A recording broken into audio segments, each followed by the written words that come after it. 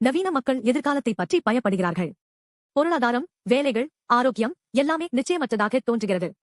இப்படிப்பட்ட உலகில் நம்பகமான ஒருவர் நமது எதிர்காலத்தை பாதுகாப்பதாக வாக்குறுதி அளித்தால் எவ்வளவு ஆறுதலாக இருக்கும். சில சமயங்களில் நாம் இதுபோன்ற தெளிவற்ற நம்பிக்கைகளை பற்றிக் கொள்கிறோம். விவிலியத்தில் தாவீது இதேபோன்ற ஒரு சூழ்நிலையை எதிர்கொண்டார். அவர் ஒரு காலத்தில் ஆட்டு இடையராக ஆடுகளை மேய்க்கும் ஒரு சாதாரண சிறுவனாக இருந்தார். ஆனால் கடவுள் அவரை அரசனாக்கினார். கடவுள் தாவீதுக்கு ஒரு ஆச்சரியமான வாக்குறுதியை அளித்தார். நீ என் மக்களை வழிநடத்துவாய், உன் அரசு என்றென்றும் நிலைத்திருக்கும். இந்த வாக்குறுதி தாவீதின் கடந்த காலத்தையும் நிகழ்காலத்தையும் எதிர்காலத்தையும் உள்ளடக்கியது. தாவீது ஆட்டு இடையராக இருந்தபோது கடவுள் தன் வாக்குறுதியை நிறைவேற்றினார். இப்போது அவர் அரசனாக இருக்கும்போது அதை நிறைவேற்றினார். மேலும் அவருக்கு நித்திய அரசை அளிப்பதன் மூலம் அதை நிறைவேற்றுவார்.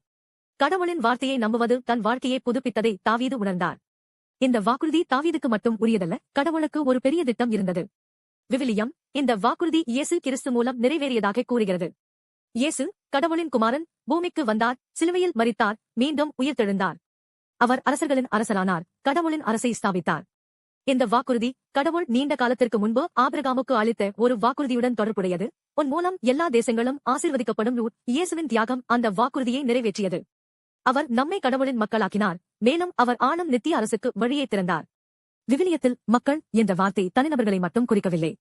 எபிரேய மொழியில் ஆம் என்ற வார்த்தை கடவுளால் தேர்ந்தெடுக்கப்பட்ட சமூகத்தை குறிக்கிறது.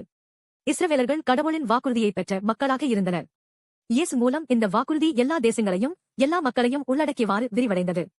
இப்போது இயேசுவை விசுவாசிக்கும் எவரும் கடவுளின் மக்களின் ஒரு பகுதியாக, ஒரு புதிய சமூகமாக மாறுகிறார்கள்.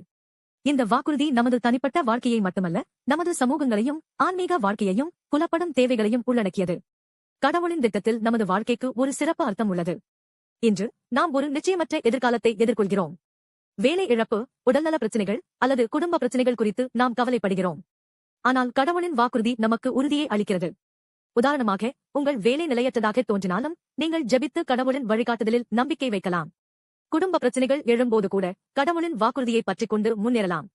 கடவுள் தாவீதிடம் கூறியதைப் போல நம்மிடமும் கூறுகிறார், நான் உன்னுடன் இருக்கிறேன், உன் எதிர்காலத்தை பராமரிப்பேன். இந்த வாக்குறுதியை நம்பி நமது எதிர்காலத்தை அவரிடம் ஒப்படைக்க முடியுமா? கடவுளின் வாக்குறுதி நமது வாழ்க்கையில் உண்மையான அமைதியை தருகிறது. அவரை நம்பி ஒரு படி முன்னோக்கி எடுத்து வைப்போம்.